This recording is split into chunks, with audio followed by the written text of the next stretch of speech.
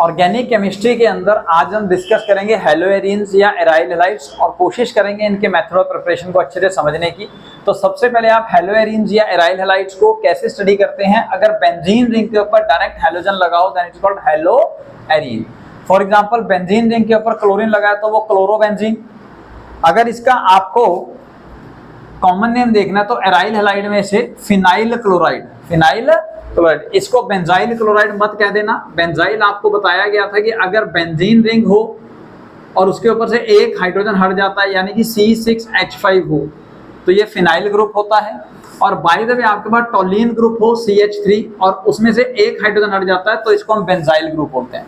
अब by the way यहाँ पे आपने क्लोरीन लगाया तो ये बनेगा बेंजाइल क्लोराइड, बेंजाइल क्लोराइड। लेकिन आपको ये याद होगा हमने बताया था कि बेंजाइल क्लोराइड हेलोएरिन का पार्ट नहीं है, क्योंकि यहाँ पे जो आपका फंक्शनल ग्रुप है वो बेसिकली कार्बन, इस कार्बन पे लगा है और इस कार्बन के ऊपर जो ये ग्रुप है बेंजीन ग्रुप है वो एज अ सब्स्टिट्यूएंट है, एज अ सब्स्टिट्यूएंट है। तो इस हिसाब से इसका नाम बेंजाइल क्लोराइड।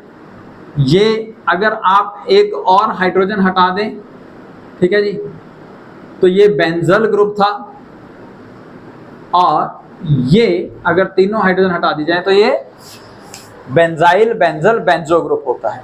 तो इस हिसाब से, लेकिन ये हमारे आज का टॉपिक नहीं है, हेलोएरिन्स नहीं है। हेलोएरिन्स हमारे ये हैं। तो सपोज क्लोरीन के ऊपर बेंजीन लगाया तो क्लोरोबेंजीन। अगर बेंजीन के ऊपर, सॉरी क्लोरीन पे कह रहा हूं, बेंजीन पे डायरेक्टली क्लोरीन लगाया, अगर बेंजीन पे डायरेक्टली ब्रोमीन लगाया तो ब्रोमोबेंजीन। अगर CH3 ग्रुप वाले बेंजीन यानी कि टॉलीन के ऊपर क्लोरीन लगाया इट इज कॉल्ड ऑर्थोक्लोरोटॉलीन, या फिर इसको हम 2-क्लोरोटॉलीन भी कह सकते हैं। आप सबको पता होगा कि विद रिस्पेक्ट टू अगर आप CH3 ग्रुप देख रहे हैं तो ये पोजीशन ऑर्थो है, ये मेटा है और ये पोजीशन पैरा है, ठीक है जी। और अगर इसका कॉमन नेम देखेंगे एराइल हैलाइड के हिसाब से तो 2-मिथाइल, क्योंकि ये आपका मेन फंक्शन ग्रुप होगा क्लोरीन का, तो ये सब्स्टिट्यूएंट हो जाएगा then two methyl phenyl chloride. So this is the basic information for haloarenes. तो सबसे पहला मेथड ऑफ प्रिपरेशन हेलोएरिन्स का हम स्टडी करेंगे फ्रॉम हाइड्रोकार्बन्स, यानी कि हम बेंजीन से सबसे पहले हेलोएरिन को बनाएंगे। तो यहाँ पे हम करेंगे direct halogenation in the presence of Lewis acid. Lewis acid like anhydrous aluminium chloride, FeCl3, FeCl2, FeBr3, FeBr2, BF3, zinc chloride, etcetera etcetera. We have number of Lewis acids. जो लुईस एसिड होते हैं इनके अंदर जो central metal atom होता है उसका octet rule complete नहीं होता, जिसकी वजह से हम ये कह सकते हैं कि Lewis acid are those which has tendency to accept the electrons, यानी कि ये इलेक्ट्रॉन्स डेफिशिएंट होते हैं, इलेक्ट्रॉन्स डेफिशिएंट होते हैं, इसलिए इनको लुईस एसिड कहा जाता है। ये क्लियर हो गया पुत्र। अब आप क्या कीजिए, सपोज बेंजीन की डायरेक्ट हेलोजिनेशन करें, क्लोरीन करेंगे इन द प्रेजेंस ऑफ FeCl3 या एनहाइड्रस एल्यूमिनियम क्लोराइड या यो कोई भी, इनको हम हेलोजन कैरियर भी बोलते हैं। They are named as halogen carrier. Reason अभी मैकेनिज्म में समझ में आएगा। तो सपोज आपने रिएक्शन करवाया तो एक हाइड्रोजन हटा और क्लोरीन जाके लग गया, तो this product is formed chlorobenzene. अब क्वेश्चन अराइज होता है कि अगर बेंजीन में क्लोरीन रिएक्ट करें लेकिन यहाँ पे FeBr3 करें तब भी क्लोरोबेंजीन ही बन रहा है, और बेंजीन में ब्रोमीन के साथ रिएक्शन किया इन द प्रेजेंस ऑफ FeCl3 और FeBr3, कुछ भी हो सकता है यहाँ पे हेलोजन कैरियर, तो प्रोडक्ट बन रहा है ब्रोमोबेंजीन, ब्रोमोबेंजीन। यानी कि यहाँ पे जो हेलोजन कैरियर आपके लुईस एसिड है ये एक्ट करेंगे जस्ट एज अ कैरियर, और कैटलिस्ट कह सकते हैं इनको। कैटलिस्ट से ज्यादा बेटर वर्ड है हेलोजन कैरियर्स। और ये ऐसा इसलिए क्योंकि यहाँ पे जो भी रिएक्शन हुआ है, जैसा मैंने आपको पहले भी बताया है कि बेंजीन जहां पर भी दिख जाएगा तो वो प्रीडोमिनेंटली कौन सा रिएक्शन शो करेगा, इलेक्ट्रोफिलिक सब्स्टिट्यूशन रिएक्शन। तो इस बेस पे हम इसका मैकेनिज्म अभी स्टडी करेंगे और आप समझ पाएंगे कि ऐसा क्यों हो रहा। तो सबसे पहले मैकेनिज्म आप स्टडी करेंगे पुत्र इलेक्ट्रोफिलिक सब्स्टिट्यूशन रिएक्शन का। तो पहले स्टेप के अंदर हम इलेक्ट्रोफाइल को प्रोड्यूस करवाएंगे। तो प्रोडक्शन ऑफ इलेक्ट्रोफाइल के अंदर FeCl3 जो कि एज अ लुईस एसिड आपने यूज किया है उसको रिएक्ट कराएंगे विद क्लोरीन के साथ। अब आपको पता है ये इलेक्ट्रॉन डेफिशिएंट है तो ये इलेक्ट्रॉन लेना चाहता है, तो जिसकी वजह से ये Cl जो है इनमें से एक क्लोरीन इलेक्ट्रॉन अपनी तरफ खींचेगा, जिसकी वजह से एक क्लोरीन के ऊपर नेगेटिव चार्ज आ जाएगा, दूसरे के ऊपर पॉजिटिव चार्ज आ जाएगा। तो नेगेटिव चार्ज वाले क्लोरीन आयन को, क्लोराइड आयन को FeCl3 अपने साथ रखेगा टू फॉर्म FeCl4 नेगेटिव और साथ में बनाएगा Cl पॉजिटिव। तो Cl पॉजिटिव क्या है? आपका क्लोरीनियम आयन। ये देखिए आपका एक इलेक्ट्रोफाइल बन गया, पॉजिटिव चार्ज आ गया ना पुत्र इसके ऊपर। अब पॉजिटिव चार्ज होने की वजह से ये सेकंड स्टेप में करेगा attack. So this is attack of electrophile. तो इलेक्ट्रोफाइल अब अटैक करेगा। सपोज ये रहा आपका बेंजीन रिंग। बेंजीन रिंग के अंदर आप सबको पता है कि ऑल्टरनेट डबल बॉन्ड होते हैं, जिसकी वजह से इनके पास पाई इलेक्ट्रॉन क्लाउड होता है। पाई इलेक्ट्रॉन क्लाउड इसके स्ट्रक्चर के ऊपर और नीचे अवेलेबल होता है और इसको पॉजिटिव चार्ज ही तो चाहिए, ई पॉजिटिव है, सॉरी ई पॉजिटिव है तो इसको नेगेटिव चार्ज ही चाहिए ना, ठीक है जी। तो ये क्या करेगा? ये अटैक करेगा over that one of the electrophile, ठीक है पुत्र। अब यहां पे क्या होगा? ये बॉन्ड सपोज गायब हो जाएगा और यहां से इसने इलेक्ट्रॉन कहां से लिया? यहां से पुत्र, यहां से लिया होगा ना, तो यहां पे आ जाएगा पॉजिटिव चार्ज। क्या आ जाएगा?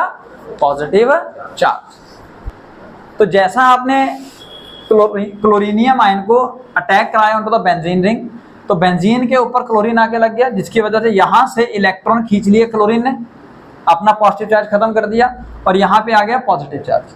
अब जैसा आप जानते हैं double bond, single bond, positive charge, यानी कि ये एक कंडीशन है रेजोनेंस की।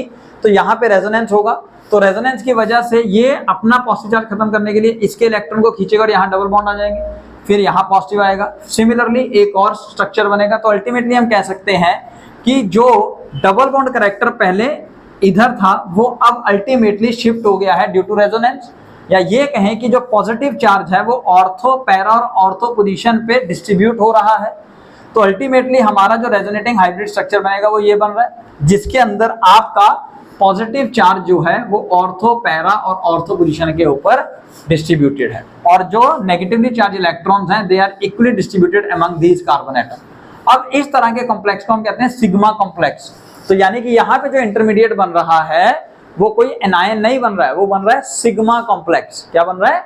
Sigma complex, which is quite stable because of the resonance. अब थर्ड स्टेप के अंदर, तो लास्ट जो स्टेप है उसके अंदर रिमूवल ऑफ ओल्ड इलेक्ट्रोफाइल करना है पुत्र। अब आपके पास ये जो स्टेबल कॉम्प्लेक्स है इसके साथ FeCl4 नेगेटिव जो यहाँ पे बना हुआ है वो अटैक करेगा।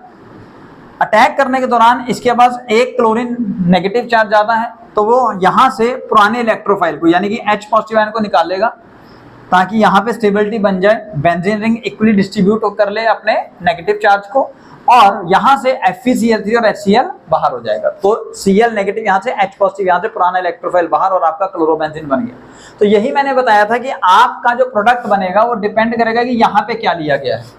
अगर क्लोरीन लिया तो क्लोरोबेंजीन, ब्रोमीन लिया तो ब्रोमोबेंजीन। और याद रखिए इस मेथड के द्वारा आप डायरेक्ट हेलोजिनेशन करके फ्लोरोबेंजीन नहीं बना सकते, फ्लोरोबेंजीन नहीं बना सकते। आइडोबेंजीन अगर बनाना है तो आपको पता है जो हाइड्रोजन आयोडाइड बनेगा वो दोबारा से रिएक्ट करके फिर से बेंजीन में कन्वर्ट हो जाएगा। तो इसलिए यहाँ पे आप क्या करेंगे, अगर आपको आइडोबेंजीन डालना है, बनाना है सॉरी, तो आप बेंजीन को रिएक्ट करेंगे विद आयोडीन से in the presence of strong oxidising agent. याद है स्ट्रॉन्ग ऑक्सीडाइजिंग एजेंट कौन थे?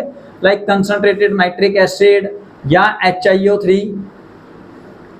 जिसकी वजह से यहाँ पे क्या बनेगा पुत्र? आपका iodobenzene. Fluorobenzene can not be prepared by this method. यहाँ पे जो हाइड्रोजन आयोडाइड बनता है वो फर्दर इसको दोबारा से ऑक्सीडाइज नहीं कर पाता, जिसकी वजह से अल्टीमेटली आपका आइडोबेंजीन सेपरेट हो सकता है।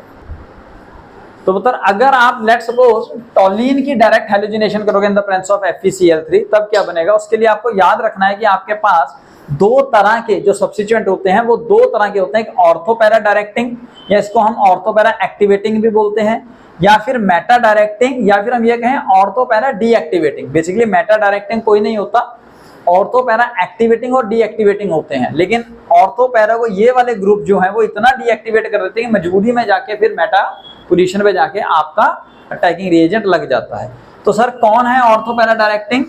Like CH3, C2H5 alkyl hydroxy group, NH2 group, यानी कि जो इलेक्ट्रॉन डोनेट कर सकते हैं, they are ortho para directing groups.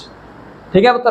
और जो इलेक्ट्रॉन निकाल सकते हैं, यानी कि इलेक्ट्रॉन विड्रॉइंग ग्रुप मैंने लिखे हुए हैं, so they are meta directing groups. याद करने के लिए आप ये देख सकते हैं जिनमें भी डबल बॉन्ड या ट्रिपल बॉन्ड करैक्टर आएगा, ठीक है ना, जैसे aldehyde, carboxylic acid, ketone, cyanide, ठीक है, ईथर, इस तरीके के जितने भी आपके पास, एस्टर है एस्टर, इस तरीके से जितने भी आपके पास इस तरह के ग्रुप होंगे जिनमें कार्बन के साथ डबल बॉन्ड या ट्रिपल बॉन्ड बन रहा होगा, वो सारे के सारे ग्रुप आप क्या कह सकते हैं, they are electron withdrawing group, hence they are meta directing group. ठीक है जी। अब इस हिसाब से आपका मिथाइल कहाँ है, ऑर्थो पैरा डायरेक्टिंग में है पुत्र, तो यानी कि आपका जो प्रोडक्ट बनने वाला है वो क्या बनेगा, ये ऑर्थो पोजीशन पे या पैरा पोजीशन पे। कौन बनेंगे, दोनों बनेंगे, लेकिन मेजर कौन बनेगा, पैरा ग्रुप, पैरा पोजीशन वाला। Reason, because of symmetrical nature they are more stable, hence para and ortho both type of compound are form. तो next method of preparation of haloarene is from aniline और बेंजामाइन।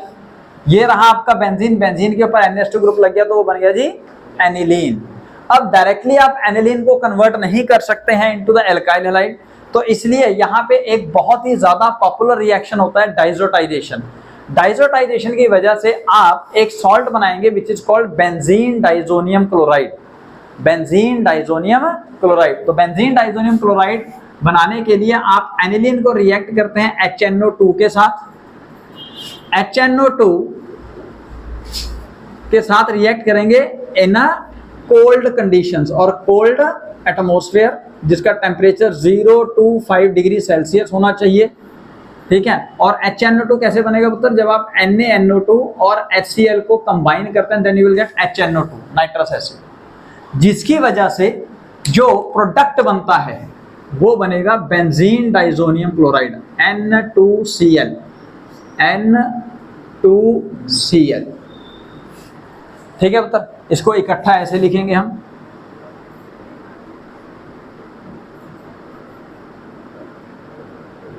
अब जब nitrogen के अंदर, जब nitrogen के अंदर इस तरह का स्ट्रक्चर आएगा जिस टाइम पे उसके ऊपर एक पॉजिटिव और एक नेगेटिव चार्ज सेपरेट होगा, ठीक है, यहाँ पे पॉजिटिव और यहाँ पे नेगेटिव चार्ज होगा, then it is called benzene diazonium chloride. और इस रिएक्शन को, जिस रिएक्शन के द्वारा बेंजीन डाइजोनियम क्लोराइड बनता है उसे कहा जाता है diazotization, diazotization. So diazotization is one of a famous step, because इसकी वजह से जो प्रोडक्ट बनेगा बोले तो बेंजीन डाइजोनियम क्लोराइड, वो एरोमेटिक ऑर्गेनिक केमिस्ट्री के अंदर बहुत ज्यादा इंपॉर्टेंट है और वो किसी भी तरह के ऑर्गेनिक एरोमेटिक ऑर्गेनिक कंपाउंड को बनाने में सक्षम होता है। तो पहले ये देख लीजिए। तो first reaction benzene diazonium chloride को यूज करके जिसकी मदद से हम क्लोरो या ब्रोमो बेंजीन बनाते हैं वो है सैंडमेयर रिएक्शन। सैंडमेयर रिएक्शन के अंदर हम क्या करते हैं, बेंजीन डाइजोनियम क्लोराइड को copper chloride in the presence of HCl, जिसको आप CuCl या Cu2Cl2HCl की फॉर्म में भी लिख सकते हैं, जब रिएक्ट कराएंगे तब बनेगा क्लोरोबेंजीन, साथ में नाइट्रोजन और कॉपर क्लोराइड निकल जाएगा। और बाय द वे आप बेंजीन डाइजोनियम क्लोराइड को रिएक्ट कराएंगे with copper bromide in the presence of HCl, तब बनेगा ब्रोमो बेंजीन। तो आपके सामने क्लियर है कि क्लोरो और ब्रोमो बेंजीन सैंडमेयर रिएक्शन से बन रहे हैं। आइडोबेंजीन इसके द्वारा भी नहीं बनता। अगर आपने आइडोबेंजीन बनाना है तो बेंजीन डाइजोनियम क्लोराइड को हीट करेंगे with potassium iodide, with potassium iodide, लेकिन वो आपका सैंडमेयर रिएक्शन नहीं होगी। सैंडमेयर रिएक्शन के अंदर कॉपर क्लोराइड या copper bromide in the presence of, बोलो, इन द प्रेजेंस ऑफ जरूरी होता है। ठीक है जी। इसके बाद आता है आपके पास अगला named reaction, that is called Gattermann's reaction. तो अगला रिएक्शन है गेटरमैन्स रिएक्शन। गेटरमैन रिएक्शन के अंदर बेंजीन डाइजोनियम क्लोराइड को आप रिएक्ट करवाएंगे with HCl in the presence of copper powder. Sandmeyer reaction के अंदर आपने कॉपर क्लोराइड के साथ रिएक्ट कराया था और HCl के साथ, यहाँ पे आप कॉपर पाउडर लेंगे और HCl, जिसकी वजह से क्लोरोबेंजीन बनेगा। अगर बेंजीन डाइजोनियम क्लोराइड को रिएक्ट करवाएंगे with HBr in the presence of copper powder तो ब्रोमो बेंजीन बनेगा। सर फ्लोरोबेंजीन अभी भी नहीं बना, तो फ्लोरोबेंजीन बनाने के लिए you have another special named reaction of benzene diazonium chloride, उसके अंदर उसका नाम है बाल्ज-शीमैन, बाल्ज-शीमैन, SCHIEMAN, बाल्ज-शीमैन रिएक्शन। बाल्ज-शीमैन रिएक्शन के अंदर आप बेंजीन डाइजोनियम क्लोराइड को हीट करते हैं विद HBF4 फ्लोरोबोरिक एसिड, जिसकी वजह से प्रोडक्ट क्या बनेगा पुत्र? Fluorobenzene, fluorobenzene. तो अगला जो मेथड है पुत्र वो बेसिकली मेथड ऑफ प्रिपरेशन ना है, वो मेथड ऑफ मैन्युफैक्चरिंग है। हम यहाँ पे नाम चेंज कर सकते हैं, मेथड ऑफ मैन्युफैक्चरिंग। मैन्युफैक्चरिंग आपको पता होगा कि मतलब वो मेथड जो कि हम लेबोरेटरी में नहीं, कहाँ यूज करते हैं? फैक्ट्रीज में, ज्यादा अमाउंट में जब आपको प्रोडक्ट चाहिए होता है।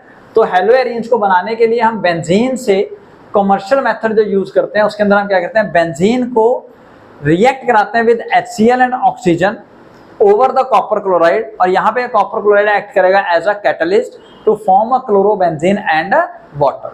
सो this process is called Raschig's process. तो इस तरीके से आपके पास method of preparation of haloarenes खत्म होते हैं। नेक्स्ट लेक्चर के अंदर हम हेलोएरिन्स के बारे में फर्दर स्टडी करेंगे।